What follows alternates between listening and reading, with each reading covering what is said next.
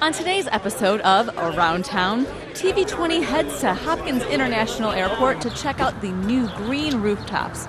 Then we'll shift gears and get a look at the new police vehicles. It's coming up next on Around Town. I'm Jenny Garth, and as a mother of 3, I know kids worry about a lot of things. Getting enough food to eat shouldn't be one of them. But here in America, that is a real worry for 1 in 5 children. This is unacceptable, and something Feeding America is working to solve. Through a nationwide network of food banks, Feeding America serves virtually every community in the United States, including yours. See how you can help your community. Visit feedingamerica.org. Together, we can solve hunger. Together, we're Feeding America.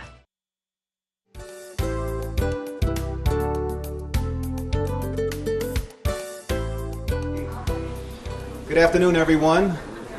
I want to thank everyone for coming out this afternoon. My name is Ren Camacho, Chief of Planning and Engineering with the airport. This particular project, Green Roofs Project, is a culmination of over 2 years of coordination, not only with city staff, but the Ohio EPA, who issued a grant for this particular project, along with design efforts by our vendor, Rooftop Green, to bring us to where we are today. Rooftop Green's design is state-of-the-art in terms of sustainable initiatives for green roofs, which will provide environmental benefits to Cleveland Hopkins International Airport and the community at large.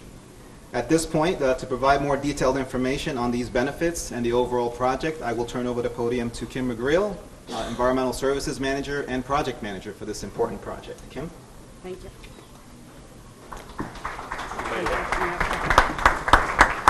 Might have to hold it for. Let's try that first. There you go. Good? Okay. Thank you. I'm very excited to present this project here at Cleveland Hopkins International Airport, which is the first city-owned building to install a green roof. Thank you. As Ren had stated, we were awarded 2012 grants from the U.S. EPA and the Ohio EPA under provisions of the Section 319H Clean Water Act to install 2 vegetated green roofs. The grant amount was for $218,400. EPA was 60% and the city was 40% of that. As Ren had stated, we contracted with Rooftop Green, a Cleveland-based small business that installed an innovative modular tray system that is 100% recycled content, and locally sourced. As you will see out the window, the roofs are located here at Concourse A and between the food court and Concourse B. The locations were chosen for passengers' visibility and also to improve the aesthetics and the environment. The green roofs cover a total of 7,300 square feet, and they used approximately 2,700 trays. As you look over at the window over there too, a model tray is here for your review. As stated earlier, the trays are made locally and made with approximately 117,000 recycled plastic bottles that act as a filter. The upper layer is haydite, a lightweight material made locally from expanded shale. And then for the plant itself, we chose sedums, which are hardy, low-maintenance succulents for their ease of care. And because this is an airport, it was to minimize the wildlife attractants. As the plants mature, this is a little early as you see out there, as the plants mature, they will grow over the edges of each other, neighboring the trays, and will increase the benefits of the green roof, lock the trays together, and improve the appearance of the green roof. There are a lot of benefits from these. They will retain about 120,000 gallons of stormwater annually, which will reduce runoff rates, non-point source pollution such as nitrogen, phosphorus, and sediments. They reduce heating and cooling, energy in buildings under the roofs by adding the 5 to 7 inches of the green roof, which acts as insulation, saving an estimated 3,000 kilowatt hours annually. They sequester 300,000 pounds of carbon dioxide per year by photosynthesis. They extend the life of the roof surface by reducing the direct impacts of UV lights and the weather.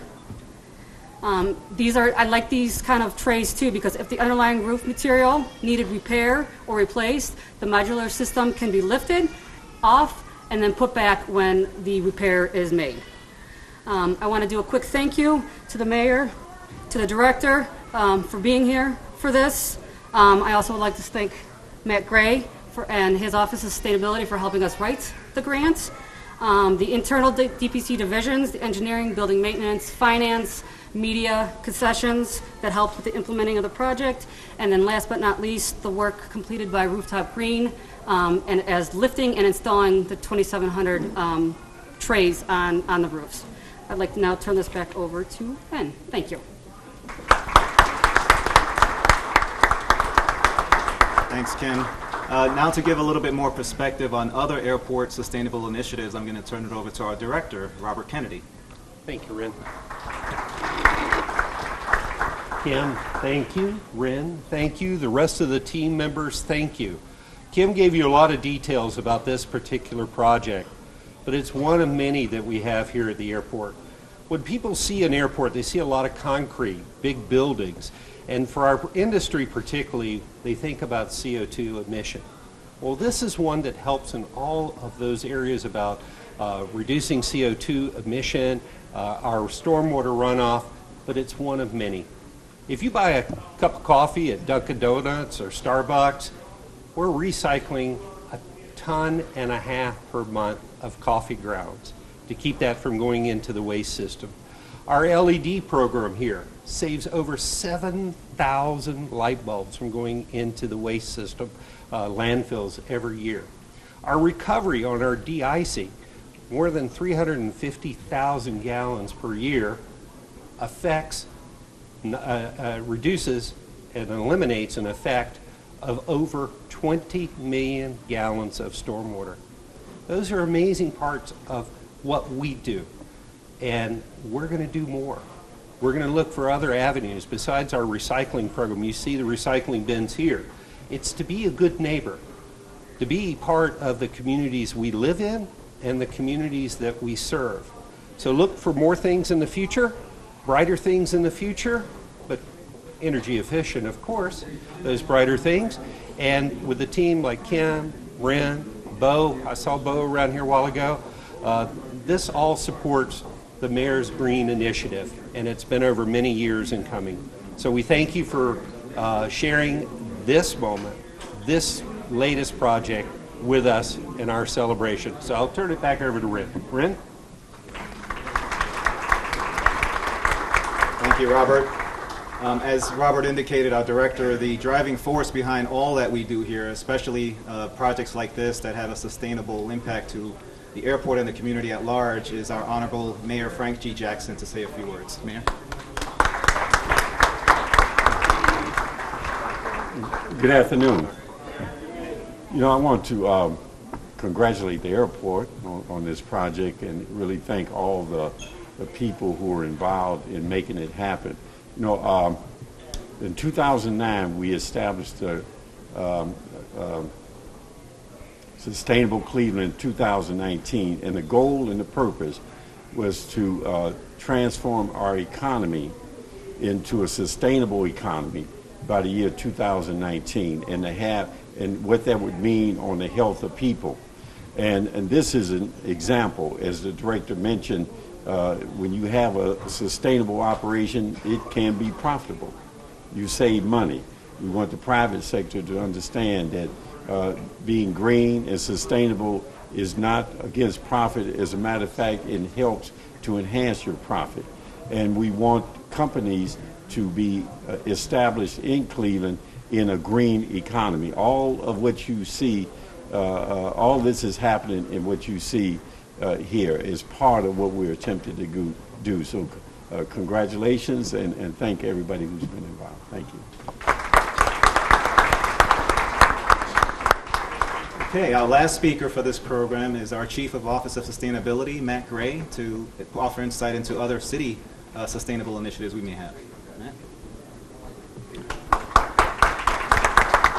Thanks. Good afternoon, everyone. First, thank you to the Mayor for his continued leadership on sustainability. You cannot do this work without long, sustained commitment, and we've had that here in Cleveland. Also, just thank you, congratulations to the airport. You know, through the Sustainable Cleveland Initiative, there's really two big prongs. You know, how do we lead by example in our own operations within the city? and how do we work with the larger community around sustainability. And no matter what we work on, energy efficiency, local foods, renewable energy, zero waste, and down the line, the airport is always there to have that great case study to really show the public how it's done. And this is no different than that. Green roofs is something that we want to promote throughout the community. There's so many benefits here. You reduce energy use, right, in your buildings. You create this vibrant green space for your employees. It increases property values. It reduces the heat island impact in Cleveland. So this will have great environmental impacts here locally, but also an amazing demonstration project for the public to see, and really an inspiration for more and more of these projects throughout Cleveland. This year we have a celebration topic every year for the Sustainable Cleveland Initiative. This year it's the year of vibrant green space. So again, the timing is wonderful that this sets an example. We'll be working throughout the rest of the year on this topic as well as the years going forward. So congrats again to the airport on a job well done, and we look forward to more and more sustainability projects here at the airport. Thanks.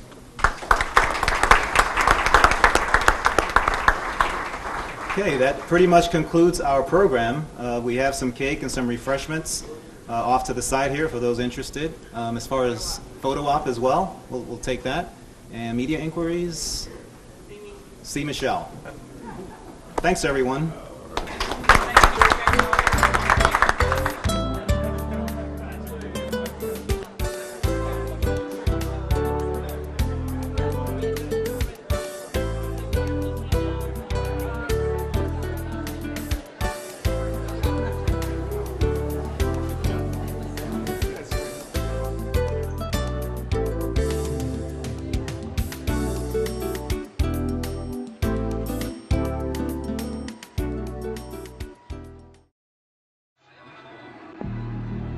The inherent right to work is one of the elemental privileges of a free people. Endowed, as our nation is, with abundant physical resources, and inspired as it should be with the high purpose to make those resources and opportunities available for the enjoyment of all.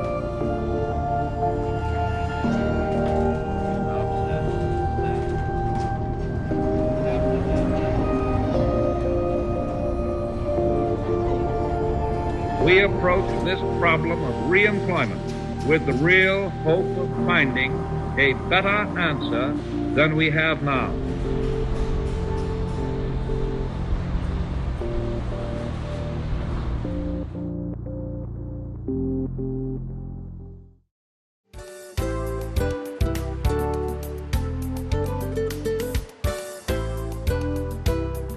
Good afternoon, everyone. Welcome to the 3rd District Police Station. My name is Michael Cox. I am the Director of Public Works. Through the Department of Public Works, we maintain the motorized fleet for the city of Cleveland. We also purchase new vehicles for citywide. So this, as you see behind us, is part of a $20 million outlay of capital that the mayor provided for us to buy vehicles not only for the police department, which is most important, but for the entire city. We'll be getting new waste trucks. We'll be getting new trucks for pruning our trees. We'll be getting a lot of streets equipment. So there's an array of equipment that we're buying, motorized equipment that we're buying. But my job here today is just to do one thing, and that's to introduce the mayor of the city of Cleveland, Frank Jackson. All right, good morning. As Director Cox said, this is part, in 2015, about a year and a half ago, we put together a $100 million bond issuance. That covered $25 million neighborhood investment, money for facilities, and $20 million of that $100 million went towards vehicles. And this is part of that. Out of that $20 million, there will be, the chief tells me, 65 vehicles that will be allocated out of that money, and this is part of it. And we also have an additional 30 vehicles that will be coming as part of the enhanced budget we got during the income tax increase. What this does is allow us to put new vehicles on the street, and when we have finished, over 90% of our fleet in terms of police will be at fair, good, or brand new. And that's the investment here. It's an investment in equipment. If you look in them, you will see that they will have computers in them, so we can do a radio, what do you call it? Community-aided dispatching, so that we can do community-aided dispatching and get quicker response. Police officers can do their reports online, all those things. So it's a great investment, and I know that you'll probably be going through these vehicles once we finish the press conference, but I'll introduce you Chief of Police Calvin Williams. Good afternoon. As the mayor and the director stated, this is part of the capital budget that the mayor put in place in 2015 with a bonding issue. 65 vehicles right now will be coming in for the Division of Police, an additional 30 vehicles for our enhanced budget from the tax increase of last year. Anytime that the Division of Police can get the best equipment for his officers is a great day. The mayor talked a little bit about the technology package. Each vehicle comes with approximately $9,000 technology package. And then the city and the division add to that technology piece with AVL and things like that. The mayor talked about our computer-aided dispatch system. In the very near future, we're going to go to a silent dispatching system, so that technology package is real important, as well as in-car reporting. So all the things that you see we've talked about over the last few years are coming to fruition for the Division of Police, and it's all to give a better service to the residents out there, to give our officers the best equipment to make sure they're safe in what they're doing, and again, to make sure people get the best service possible.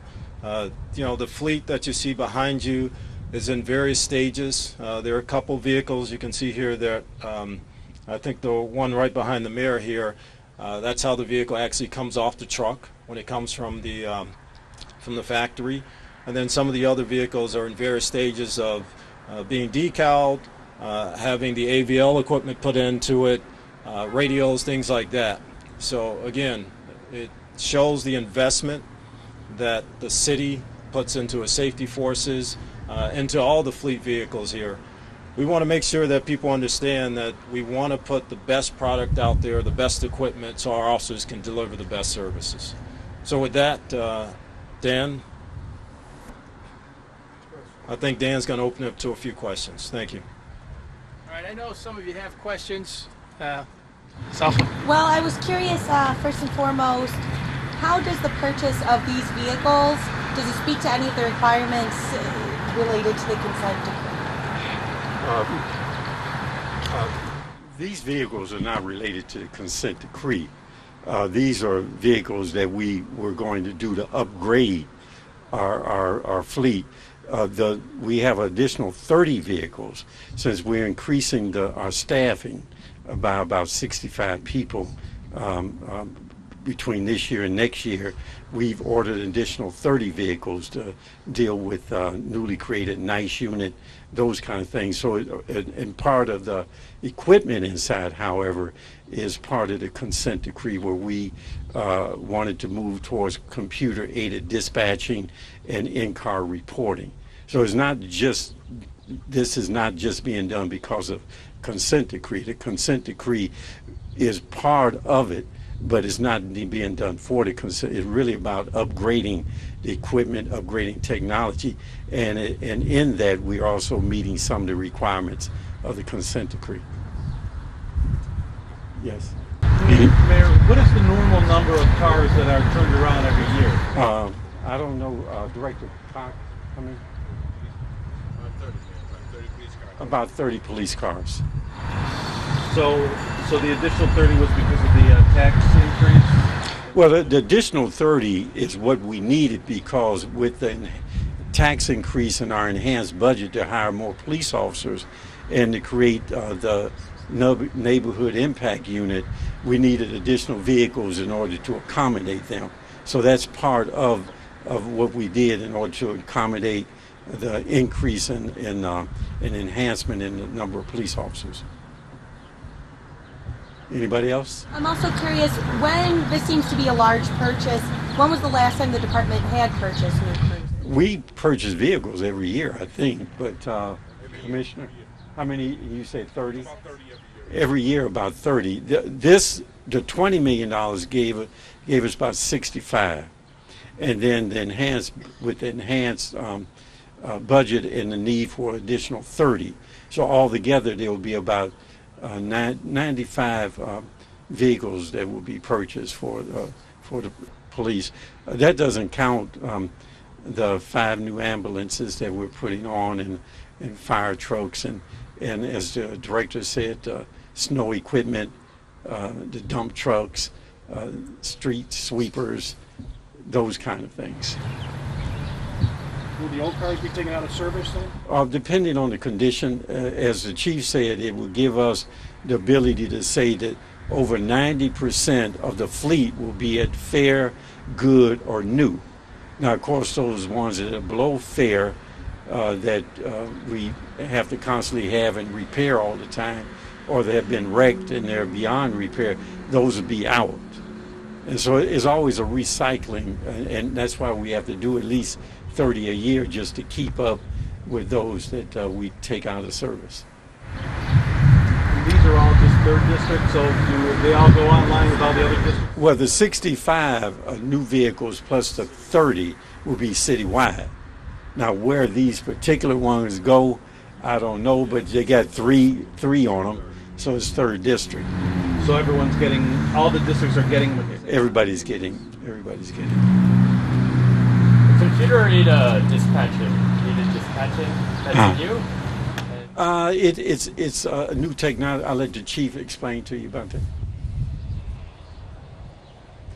Yeah, there are 2 things with dispatching that we're doing here. Computer-aided dispatch has been something that we've done for years. It basically allows our communications folks up there on the 3rd floor to log everything electronically, to keep track of it. But we're also, this year, at least by the end of 2017, we're going to add silent dispatching, which means a dispatcher up on the 3rd floor can actually send an assignment to an officer without saying anything over the air. So that gets sent to the computer terminal in the car, the officer accepts it via the computer terminal in the car, and then they go and take care of that assignment, and they respond back when they complete the same way electronically. So there's no physical communication with the officer for certain assignments. I couldn't hear you, I'm sorry. Yeah, sorry. What's the benefit of silent dispatching? Silent dispatching clears the air up for more important verbal communication to take place.